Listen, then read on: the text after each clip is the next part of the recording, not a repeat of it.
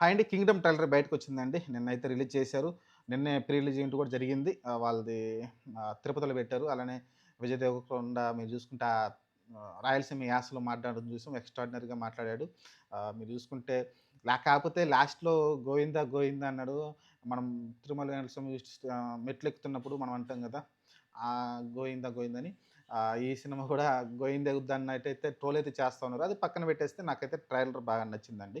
ఆహ్, సినిమా వచ్చేసి మీకు ఒక అండర్ కాపు నాకు అర్థమవుతుంది. స్టార్టింగ్‌లోనే రివీల్ చేసేసారు. అండర్ కాపు అందరిని వదిలేసి అతను ఒక జైల్‌లో వెళ్తున్నాడు ఖైదీగా. మరి ఎందుకు వెళ్తున్నాడో తెలీదు. అండర్ కాపుగా ఉంటున్నాడు. ఆ తర్వాత కింగ్డమ్ ఎలా సృష్టించుకున్నాడు. కింగ్డమ్ అంటే ఒక సామ్రాజ్యం గదా! తన సామ్రాజ్యాన్ని ఎలా అంటే సామ్రాజ్యం ఎలా కూడబెట్టుకున్నాడు.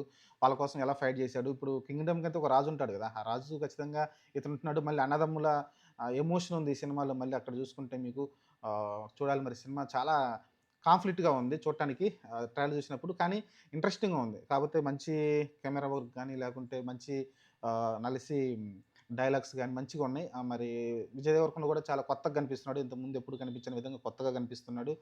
అతని మాడ్యులేషన్ అంతా మార్చేసాడు. పక్కన పెట్టేసాడు.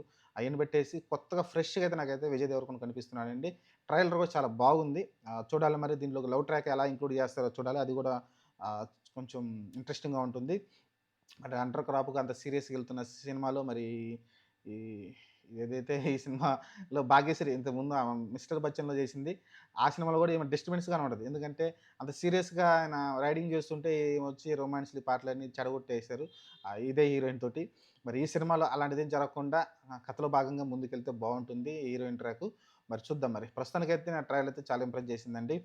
విజయ్ దేవరకొండని చూడాలి. అలానే అతను నాకు తెలిసి ప్రజల కోసం ఖచ్చితంగా పోరాడాలి గదా! ఇప్పుడు కింగ్డమ్ సామ్రాజ్యం ఏర్పడాలంటే కింగ్డమ్ అంటే ఖచ్చితంగా ఆ ఇంటర్వల్ బ్యాంగ్ అనేది గాని, లేకుంటే క్లైమాక్స్ గాని ఎందుకంటే 2 పార్ట్స్‌గా వస్తుంది. చూడాలి మరి ఎలా ఉంటుందో. 2 పార్ట్స్‌గా వస్తుంది. అది క్లియర్‌గా అర్థమవుతుంది. మరి ఫైనల్‌గా ప్రజల కోసం పోరాడే వ్యక్తిగా అయితే వస్తాడు. నాకు తెలిసి అండర్ కాప్‌గా వెళ్ళినప్పటికీ ప్రజల కోసం ఫైనల్‌గా ప్రజల కోసం పోరాడే వ్యక్తిగా అయితే ముందుకొస్తాడనేది క్లియర్‌గా అర్థమవుతుంది. అదే క్లియర్‌గా అర్థమవుతుంది. మరి సెకండ్ హాఫ్‌లో ఇంగ ఆ ప్రజల కోసం అలానే అది ఏదైతే గవర్నమెంట్ తోటి కూడా పోరాడే అవకాశం అయితే కనిపిస్తా ఉంది. సెకండ్ హాఫ్ మలిసి పార్ట్ 2లో ఉండొచ్చు ఆ సీన్ అంతా కూడా. ప్రస్తుతానికైతే ఇప్పుడు ఆహ్, ప్రభుత్వం కోసం పనిచేస్తాడనైతే క్లియర్‌గా అర్థమవుతుంది అండర్ కాపుగా. మలిసి సెకండ్ పార్ట్‌లో ప్రభుత్వానికి వ్యతిరేకంగా పనిచేసే అవకాశం అయితే కనిపిస్తుంది. నాకైతే అదే అనిపిస్తుంది నాకైతే. మరి మీకేమనిపిస్తుందో కామెంట్ అయితే పెట్టొచ్చు. ప్రస్తుతానికైతే ఈ సినిమా పైనైతే ఆయన ఒకటే కోరుకుంటున్నాడు. ఆహ్, హ్మ్. రాయలసీమ యాసలో చాలా బాగా చెప్పారాయన. ఈ సినిమా గనక యాండ్ల స్వామి దయతోటి టాప్‌లో మంచి కలెక్షన్‌లొచ్చాయంటే ఇంగ టాప్‌లోకి ఎళ్ళిపోతాననైతే చెప్పుకొచ్చారు. నన్ను ఎవడు ఆపలేడు, మనల్ని ఎవరిని ఆపలేడనైతే ఆయనైతే చెప్పుకొచ్చారు. చూద్దాం మరి. కొంచెం కాన్ఫిడెంట్‌గానే ఉన్నారు. హ్మ్. నాగవంశి గాని, లేకుంటే విజయ్ దేవరకొండ గాని. కానీ ఈ సినిమా గురించి మీరు చూసుకుంటే క్లియర్‌గా అర్థం చేసుకోండి. ఇంతకుముందు విజయ్ దేవరకొండ ఎక్కువ ఇంటర్వ్యూలు ఇచ్చేవాడు. కొంచెం కొంచెం ఓవర్‌గా మాట్లాడేవాడు. కానీ ఇక్కడ చాలా జాగ్రత్తగా మాట్లాడుకుంటూ వచ్చాడు. ఎక్కువ ఇంటర్వ్యూలు కూడా ఇవ్వలేదు.